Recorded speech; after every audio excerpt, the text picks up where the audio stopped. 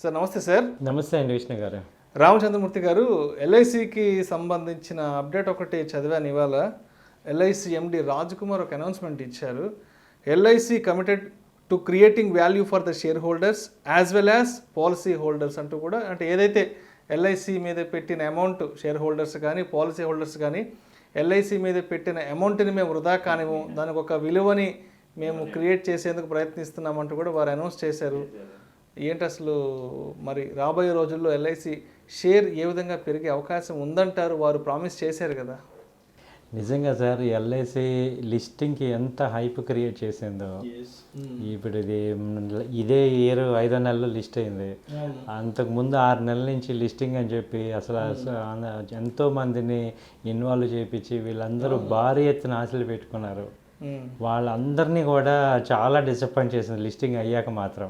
2021 October November నుంచి start అయింది LIC గురించిన అప్డేట్స్, అనౌన్స్మెంట్లు, దాని గురించిన రకరకాల మాటలు అన్నీ. అది ఎంతో ఒక ఇండియాలో ఒక వండర్ లాగా అనుకున్న కంపెనీ వచ్చి అసలు షేర్ హోల్డర్స్కి చాలా డిసప్పాయింట్ చేసి చాలా మందిని చాలా ఏడిపించింది. ఇవాళకి కూడా దాన్ని హోల్డ్ చేసి అందరూ కూడా టెన్షన్లో ఉన్న వాళ్ళందరికీ ఇది ఒక మంచి న్యూస్.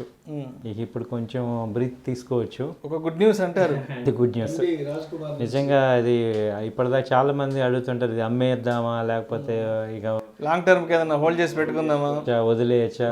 ఇప్పుడు మేము కూడా ఏదైనా చెప్పాలన్నా కానీ కంపెనీ చూస్తే మంచి కంపెనీ, గబకిన ఎగ్జిట్ అవ్వమని చెప్పలేము. అలాని గ్రోత్ చూస్తుంటే కనపడలేదు. అంటే కంపెనీ పరంగా వాల్యూ ఉన్న కంపెనీ, అసలు ఏమాత్రం తక్కువ చేయడానికి అవకాశం లేదు కంపెనీ గుడ్ విల్ని.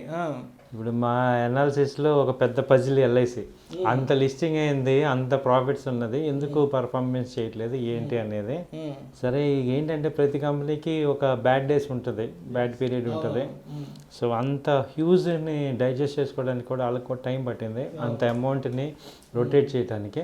సో ఇప్పుడు ఏముందంటే వీళ్ళు చెప్పటం కూడా ఇక్కడ న్యూస్ కూడా ఫ్యాక్ట్ ఉంది ఏంటంటే ఇక్కడ 48% గ్రోత్ కనపడుతుంది. ఓకే.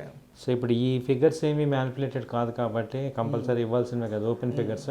సో ఫిగర్స్ క్లియర్గా చెప్తుంటాయి మనకి. ఇప్పుడు మన మాటల కన్నా చేతలు ఇంపార్టెంట్ అని ఈ గ్రోత్ కనపడుతుంది. 48% యాన్యువల్ ప్రీమియం ఈక్వలెంట్ టు 25,000 కోట్లు గ్రోత్ వచ్చింది ఇక్కడ. సో ఇది FY22లో. అలాగే 132% YoY గ్రోత్ లాస్ట్ ఇయర్ మీద ఇయర్ 132% ఉంది. అలాగే మార్జిన్స్ కూడా ఇంప్రూవ్డ్ 14%. అసలు ఇప్పుడు క్యాపిటలైజేషన్ కూడా 4,14,000 crores మార్కెట్ క్యాపిటలైజేషన్ ఈ కంపెనీకి. మనం ఎక్కడ కూడా ఈ కంపెనీని వంకపెట్టేది ఏమి లేదు. ఇవాళ ఈ కోవిడ్ ఇష్యూలో కూడా కొంత తగ్గి ఉండొచ్చు. ఇది లాస్ట్ 2021లో దాని ఎఫెక్ట్ పడింది. 6,000 లాస్ట్ ఇయర్ చూసుకుంటే 6,81,000 crores రెవెన్యూ వచ్చింది. ఇప్పుడు ఈ లాస్ట్ 6 monthsకే 7,20,000 crores వచ్చింది. ఓకే. సో కాబట్టి ఇది బంపర్ ప్రాఫిట్స్ ఉన్నాయి. సో ఎల్ఐసి ఎవరైతే హోల్డ్ చేస్తున్నారో వాళ్ళందరికీ కూడా ఇది ఒక మంచి పాజిటివ్ న్యూస్. ఎందుకంటే ఆయన ఓపెన్ స్టేట్మెంట్ ఇచ్చాడు అంటేనే అండర్ కరెంట్గా సమ్ స్ట్రెంగ్త్ అనేది కనపడుతుంది. మీరు పెట్టిన డబ్బుకి మేము విలువని చేకూరుస్తాము, తగ్గించమంటూ కూడా అనౌన్స్ చేశారు. అలాగే కొత్తగా వెయిట్ చేసే వాళ్ళందరికీ కూడా ఇది ఒక మంచి అవకాశం, ఒక బూస్టప్ లాంటిది. ఈవెన్ దీని ఇంపాక్ట్ నేను లాస్ట్ 1 week నుంచి షేర్ ప్రైస్ వాల్యూలో చూస్తున్నాను. ఎందుకంటే మీకు ఫండమెంటల్ చేంజెస్ అన్ని టెక్నికల్గా కనపడుతుంటాయి. ఇది బోటం వచ్చి మొన్న 28/10 590 దగ్గర వచ్చింది. అక్కడి నుంచి యూటర్న్ తీసుకుంది. ఇవాళ లాస్ట్ వీక్ వచ్చి 680 దాకా వెళ్ళింది. ఓకే. సో ఇప్పుడు దాదాపు 100 points జంప్. ఎల్ఐసి అంటే మామూలు విషయం కాదు. Until unless there is a ఫండమెంటల్గా స్ట్రాంగ్ న్యూస్ ఉంది, ప్లస్ అక్కడ జరుగుతుంది. కాబట్టి రీటైల్ పీపుల్ అందరికీ ఇప్పుడు మేము గట్టిగా చెప్పగలుగుతున్నాం ఏంటంటే మీరు ఇది హోల్డ్ చేసుకోండి. కొత్తగా ఎవరైనా వచ్చే వాళ్ళందరూ కూడా ఇక్కడ ఎంటర్ అవ్వచ్చు. బట్ ఒక 2 quarters అలా వెయిట్ చేయగలగాలి. స్టిల్ ఇది వెయిటింగే. ప్రాఫిట్స్ అని రావడానికి ఒక 6 months మినిమం పట్టేటట్టుంది. బట్ ఒక హోప్ అయితే ఏంటంటే ఇది చాలా కంపెనీలు డిసప్పాయింట్ లాగా కాకుండా ఇది కొంచెం వాల్యుయేషన్స్కి వచ్చే కంపెనీసే. సో ఎల్ఐసి అనేది వాళ్ళ నవ్ ఇట్ ఈస్ మూవింగ్లో ఉంది. అంటే ప్రతి కంపెనీ ఏంటంటే సార్, ఈవెన్ రిలయన్స్ తీసుకున్న ఒక్కోసారి డౌన్ఫాల్ ఉంటుంది. అవునవును. మిగతా సెక్టర్స్ అన్ని కంపెనీలు పెరుగుతుంటే ఒక్కోసారి ఒక అండర్ పర్ఫామ్ అవుతూ ఉంటాయి. ఇక అలాంటి కంపెనీసే తప్ప ఇది ఫండమెంటల్గా ఏమీ మనం తక్కువ కంపెనీ కాదు. ఇండియాలో వన్ ఆఫ్ ద టాప్ 10. ఇండియాలో టాప్ 10 అంటారు. ప్రపంచంలోనే దీనికి అంటే ఒక ఇన్సూరెన్స్ సెగ్మెంట్లో దీన్ని మించిన కంపెనీ లేదంటారు. దీనికి మించిన ఆస్తులు ఏ కంపెనీకి లేవని ఆల్మోస్ట్ ఒక 1 year బ్యాక్ అందరం మాట్లాడుకున్నాం అసలు. అంటే కంపెనీ ఫండమెంటల్ పరంగా, కంపెనీ అసెట్స్ పరంగా చాలా స్ట్రాంగ్గా ఉంది. బట్ స్టాక్ విషయానికి వస్తే ఎందుకు చాలా డౌన్కి వెళ్ళిపోయింది? ఏంటి అసలు రీజన్ ఏంటి అసలు? అంటే సార్ మీకు ఇక్కడ మేజర్గా రూట్ కాజ్ తీసుకుంటే ప్రొడక్ట్స్ ఇంప్లిమెంటేషన్, న్యూ ప్రొడక్ట్స్ రావట్లేదు. ఎప్పుడు చూసినా అదే జీవన్ సాథీ, జీవన్ ఇవే తప్ప కొత్త డెవలప్మెంట్స్ రావట్లా. ఎస్ ఎస్ ఎస్ కొత్త డెసిషన్ మేకింగ్ అనేది లేదు. అన్నీ ఆ ఓల్డ్ వే ఉన్నాయి. అదే ఏజెంట్స్, న్యూ ఏజెంట్స్ కానీ న్యూ క్రీమ్ కానీ రావట్లేదు.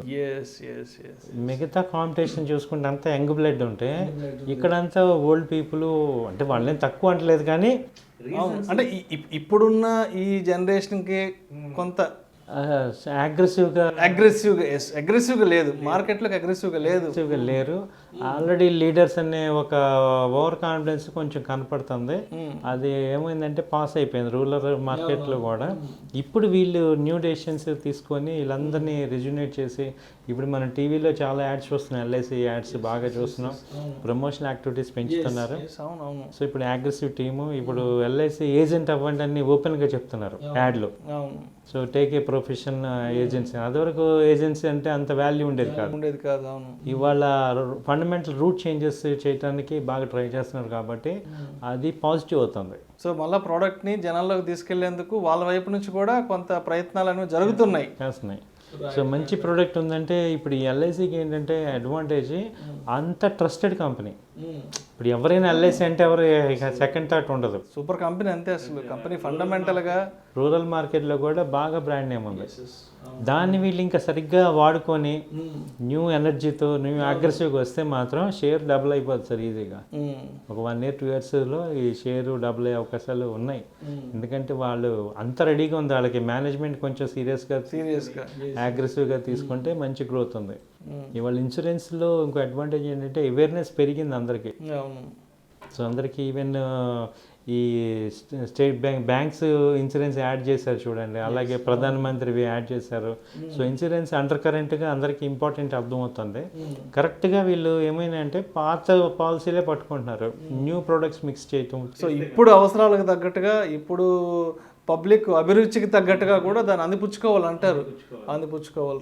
రైట్. అది న్యూ MD సాధించడం లేదన్నా జరిగే అవకాశాలు కనపడుతుంది. ఎందుకంటే ఆయన అంత ఓపెన్ స్టేట్మెంట్ ఇచ్చేసారు. పాలసీ హోల్డర్స్కి, స్టేక్ హోల్డర్స్కి మంచి ఉంటుందనేసి.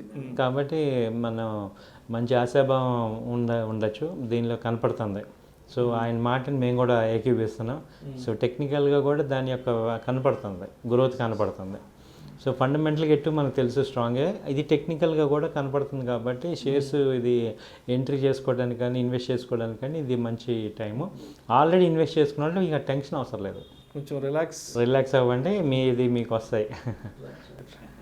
Thank you sir. Thank you so much Ramachandra Murthy garu. Thank you అండి. Thank you.